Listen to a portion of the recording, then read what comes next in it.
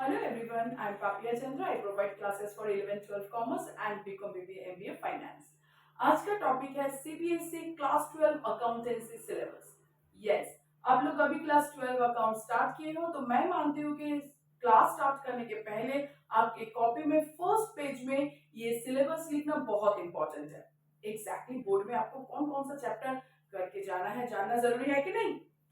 Accountancy में written आपका रहेगा 80 मार्क्स एंड 20 मार्क्स रहेगा प्रोजेक्ट में। 80 मार्क्स में आपको दो डिवीजन मिलेगा, एक part A part B. 60 marks रहेगा पार्ट ए में, 20 मार्क्स रहेगा पार्ट बी में। पार्ट ए में जो 60 मार्क्स है उसमें भी दो डिवीजन है। पार्टनरशिप फर्म रिलेटेड अकाउंट्स में आपको रहेगा 36 मार्क्स एंड कंपनी अकाउंट्स में रहेगा आपका 24 मार्क्स। तो 60 में 36 हो गया पार्टनरशिप में, 24 हो गया कंपनी अकाउंट्स। पार्ट बी में हमको पढ़ना है फिनेंशियल स्टेटमेंट एनालिसिस।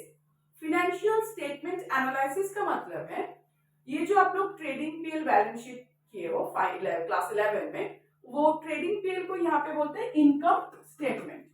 तो income statement and balance sheet, income statement and balance sheet, ये जो दो फिनेंशियल स्टेटमेंट्स है, इसको एनालिसिस मतलब लास्ट ईयर क्या परफॉर्म हुआ था, इस साल कंपनी कैसा परफॉर्म कर रहा है, सेल लास्ट ईयर कितना हुआ था, उससे ज्यादा हुआ या कम हुआ, इस टाइप का एनालिसिस में आपको 20 मार्क्स मिलेगा।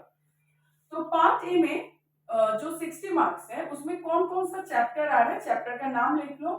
Partnership fundamental, change in the profit sharing ratio, goodwill, admission of a partner, retirement and death of a partner, dissolution of a partnership firm। मतलब एक पार्टनरशिप फर्म जब फॉर्म करता है, किस तरीके से पार्टनर्स में प्रॉफिट डिस्ट्रीब्यूट होगा, एवरीथिंग वहां से लेके मान लो दो पार्टनर बिजनेस कंटिन्यू कर रहे हैं तो एक न्यू पार्टनर आ रहा है, मतलब एडमिशन ऑफ ए पार्टनर। तीन पार्टनर है, उसमें से एक पार्टनर रिटायर कर रहे हैं, या मान लो किसी पार्टनर का डेथ हो गया, तो उसमें पार्टनरशिप फर्म किस तरीके से अकाउंटिंग मेंटेन करेंगे। Dissolution of the partnership firm, partnership firm मान लो डिसॉल्व हो गया तो उसमें किस तरीके से अकाउंटिंग मेंटेन करना पड़ेगा, ये सब हम लोग सीखेंगे डिसोल्यूशन ऑफ पार्टनरशिप फर्म में।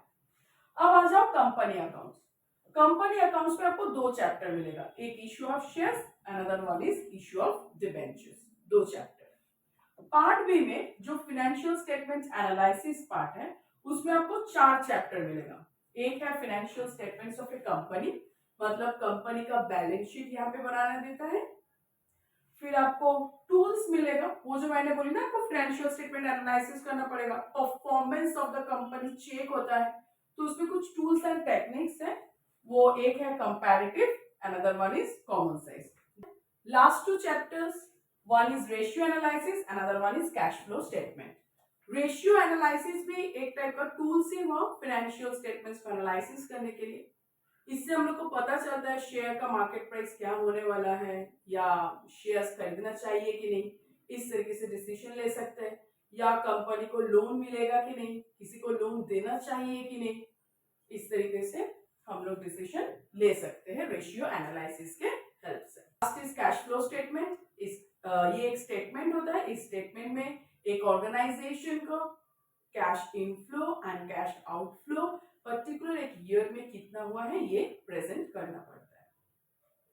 आई होप कि क्लास 12 के बोर्ड एग्जाम में आपको कौन कौन सा टॉपिक कंप्लीट करके जाना है, क्या पढ़ाई करना है, इसका एक क्लियर आइडिया आपको मिल गया। Thank you so much for watching.